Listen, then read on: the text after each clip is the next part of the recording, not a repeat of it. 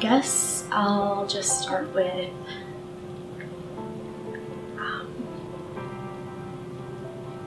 I was talked out of attempting suicide when I was 13 years old.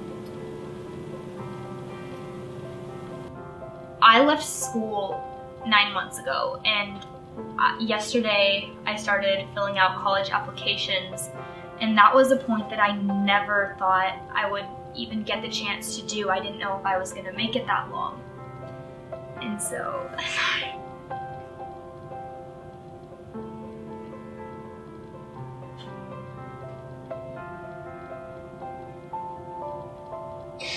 it all started when my parents got divorced. It was like a really ugly divorce, and I guess I wanted some form of control, so I developed an eating disorder. And I've been depressed all my life, anxiety, and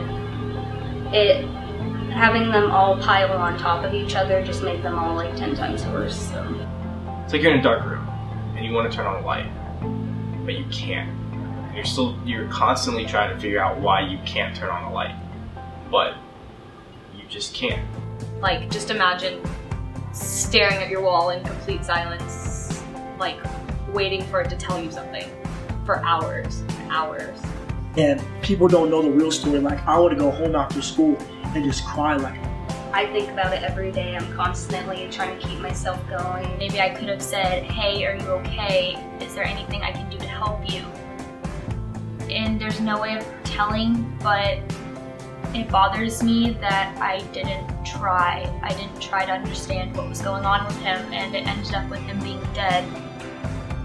The fear I felt that night like made me realize I couldn't ever kill myself, because like, I don't know, when you go through the motions of feeling like your best friend's killing yourself, you realize that like no matter what, like you can't do it.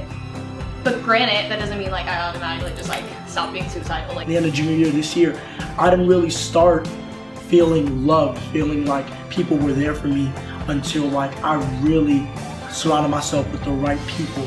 Depression and anxiety is something that should be taken seriously, and people that throw it in other people's faces saying that it's nothing, I think should put more research into it and see how it affects other people. I think what I'd like to say is that, like, these are illnesses. They are issues that people face with, that they are real. They're not made up. They're legitimate problems that people face with. And I think that another reality of that is that people overcome them, and that you can get past what you went through.